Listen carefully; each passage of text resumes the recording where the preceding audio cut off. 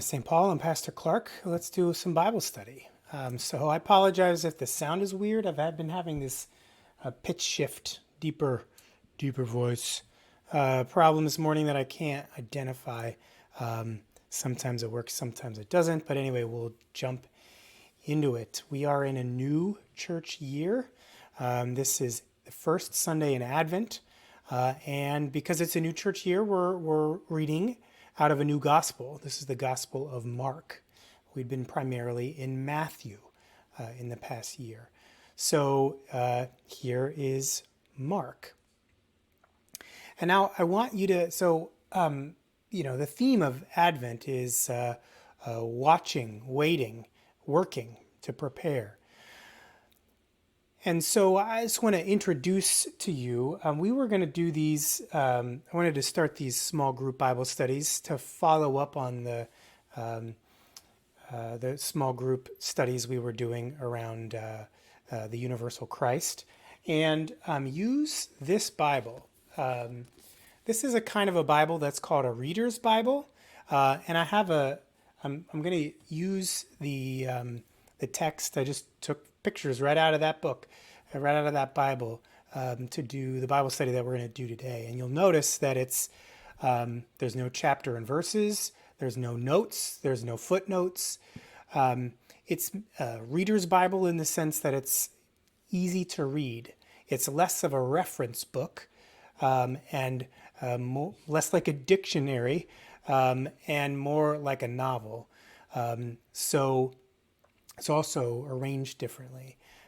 So anyway, if you feel like, if you've never read a gospel before, start to finish, never read any other book of the Bible, start to finish. If you've never had a chance to, if you haven't done that in a while, if you feel like your Bible reading or your devotional life is kind of stale, it's a new year. It's a great time to change things up, to do things differently.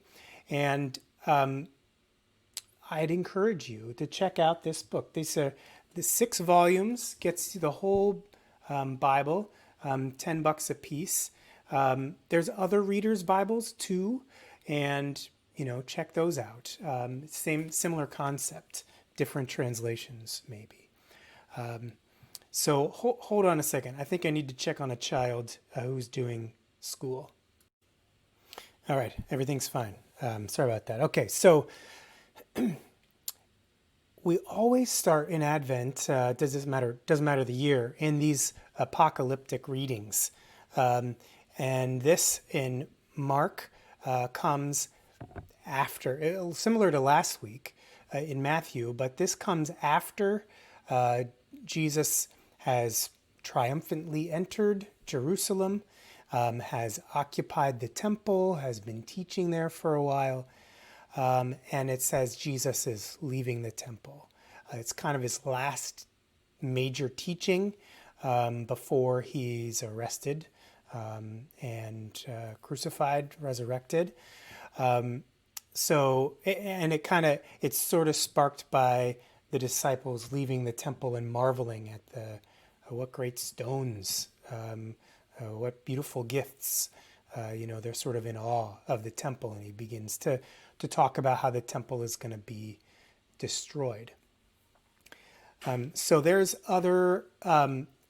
more teaching. We pick up maybe halfway through, maybe 2/3 of the way through, of his response to those disciples, and there's all kinds of, call it tribulation. There's unrest. There's difficulty, a warning about how hard it's going to be in those days. Warnings not to follow false messiahs, not to get swept up in that. All right, so now we're going to pick up at that time, after the anguish of those days. The sun will be darkened, the moon will give no light, the stars will fall from the sky, and the powers of the heavens will be shaken.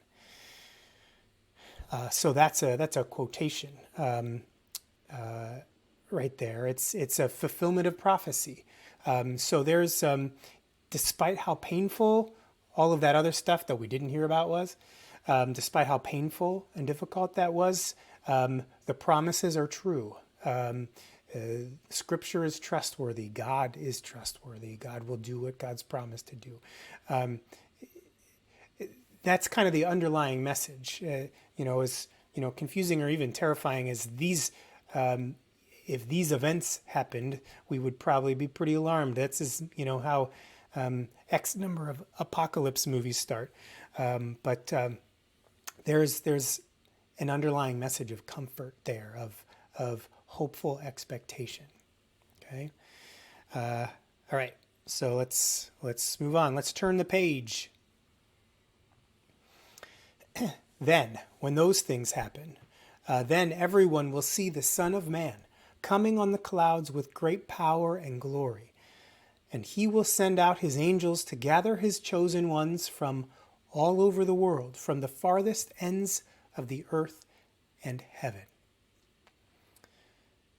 So those are followed up, that the alarming imagery is followed up with, again, this affirmation, this comfort, this, hopeful anticipation. The return of Jesus, and this gathering, this reunion, this rescue, in a sense. Now, Jesus goes on, now learn a lesson from the fig tree. Here we have a little parable. Okay, so before we get into it, so it's, these things will happen. There is a predictable, this is predictable, this much we know, what Jesus has just said. When is this going to happen? That's the subject of the question that the disciples originally asked. What will be the signs, and when will these things happen? How will we know? So now Jesus turns to timing, and the timing is unpredictable. There's kind of two small parables, in a sense, images that Jesus gives. The first one says, it is going to happen. That is predictable. What is unpredictable is when. All right, hold on, time out. Well, this is my life now. Maybe it's your life now, too. Interruptions. They say that interruptions, it takes, they've done studies on switching. It's sort of like if you write out the numbers 1 through 10, or write out the letters A, B, C, D, E, whatever, but then switch back and forth between A and 1 and B and 2. That switching has a tremendous cost in terms of error and cognitive load. So be patient with yourself in these days if your life is also full of interruptions. Stay awake, alert. That's what Jesus is talking about, right? How do we stay alert with all this going on? Okay, so anyway, what I was saying, two small parables here. One is, it is predictable that it will happen. It is unpredictable when it will happen. Okay, so here we go.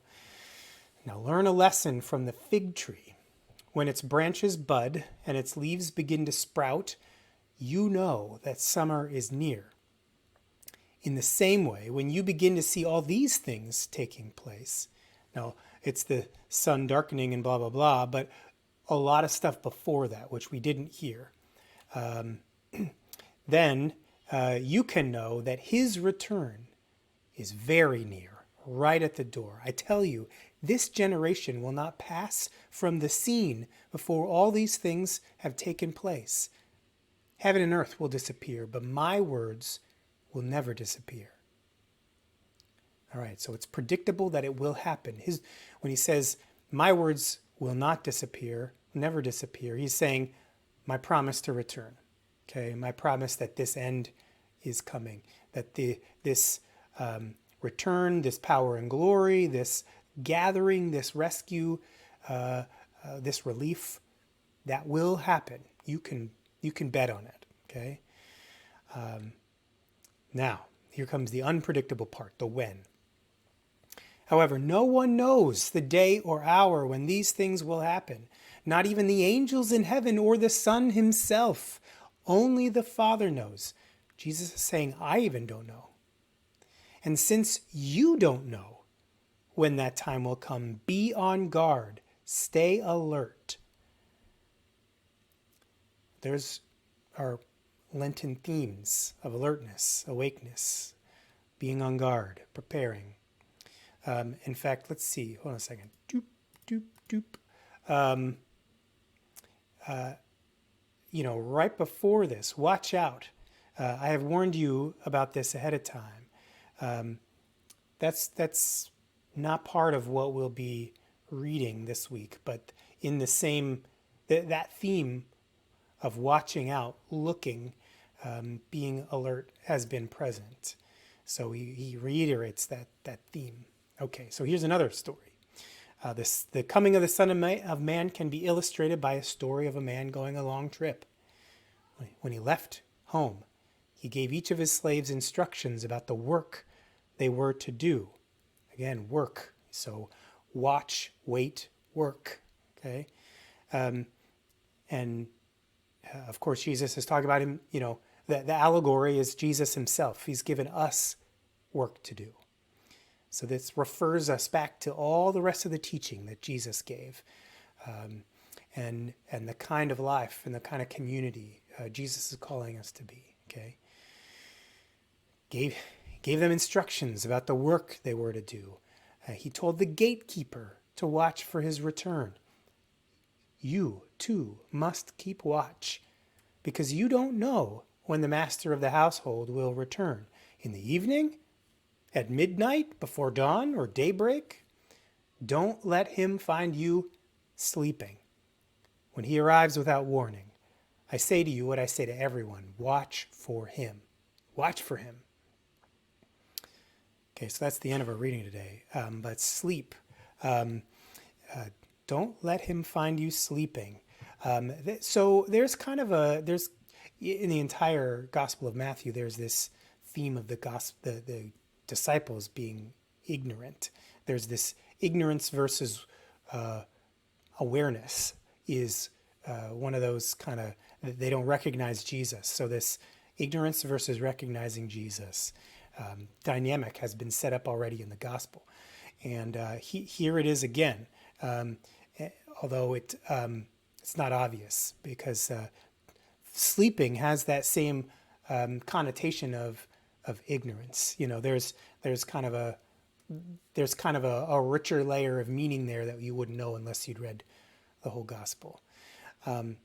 And more so than that, when we go on from here, there is the scene in the Garden of Gethsemane. That is kind of right on the heels of this final teaching, is the Passover meal, the Last Supper, and then the Jesus praying in the Garden of Gethsemane. And his invitation to them is stay awake with me while I pray. Keep vigil with me. So the same sense of keeping vigil, staying awake. And of course, when that happens in Gethsemane, his disciples fall asleep, multiple times. And Jesus says, could you not stay awake with me for 1 hour? So before the resurrection, before the crucifixion. Okay. I'll be with you in a minute, okay? So you do whatever you like. What's Susanna doing? She's doing school. Leave her alone. Okay, I'm busy. Leave her alone. Leave me alone, leave her alone, okay? All right. Stay awake. Stay alert. Keep doing the work of love, okay? Keep loving all the interruptions. Okay, so what was I saying? Yeah, so in the Garden of Gethsemane, they fall asleep, and there's this theme in the gospel that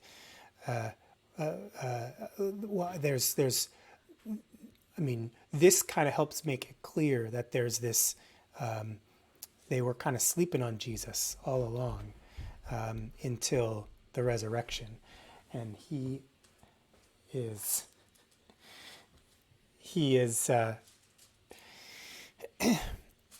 yeah, watch out. So it kind of raises the question of what would they have seen had they been awake?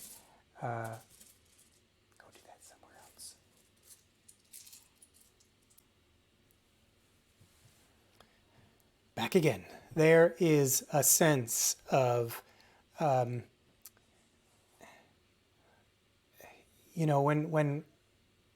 when things happen that we can't imagine will happen, when things get really bad and we could not have imagined how bad they would get, when we actually miss it, that's often when we wake up.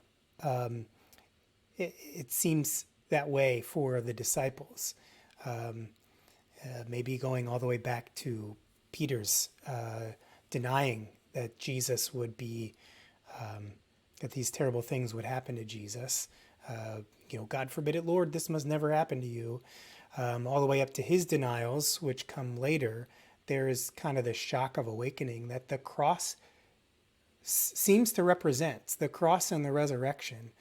Maybe those events as two parts of the same event. So there's kind of a sense of hope in that, that Jesus has a way of waking us up, that there is effort on our part, and yet we're not the only ones who are working at that. That Jesus himself is actively working, not only with his teaching that we see in the Bible, but also in the events of our life, in the events of our lives. So there is a bit of a defense of mystery here, of not knowing. There's a way that these, coming to these lessons, these readings, these kind of apocalyptic stories, they are very mysterious. I mean, it's one of the things that show that we're, it's not our world. It's not our reality. We don't have, this is foreign to the way our lives are lived, in a sense, and the way that we talk about X, Y, and Z. And maybe that feels a little more familiar these days during this pandemic. Certainly Jesus was talking about the destruction of the temple, and we've experienced this utter stopping or utter transformation in the way that we do faith, not gathering in person anymore. That our worship has, for many, stopped, who can't access online. So maybe there's a way in which this difficult, these days of anguish, we know something about that. And I don't know about you, but just in the last, week or two, really feeling even more acutely, missing my friends and the way we used to gather, and the being in person, and the cooped up feeling that's real. And maybe in that we can find a sense of comfort in that kind of a reality is not foreign to Jesus's teaching. And the same kind of encouragement remains, is that even though it's hard now, and there are days of anguish, that's quite literally the language. There are days of anguish. After the anguish of those days, there will be an after. This will come to an end. And the work is to stay, to keep watch, keep working, keep waiting. That is true now as ever, even as we kind of maintain some of we hold the unknowing and learn to lean into the mystery as not totally bad news. The things we do know are, there will be an end, there will be a relief, there will be a healing, there will be a gathering. Gathering the chosen ones from all over the world. I think that's not just a geographical gathering, but also a gathering across time, and a promise that what was lost will be restored.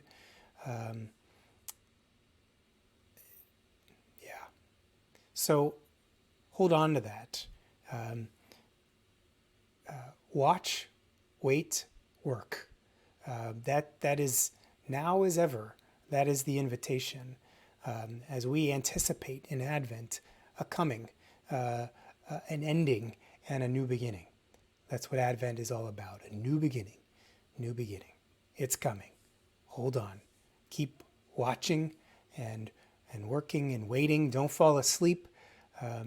There are things that we'll miss, and that is Jesus himself. You don't want to miss Jesus. So keep holding on.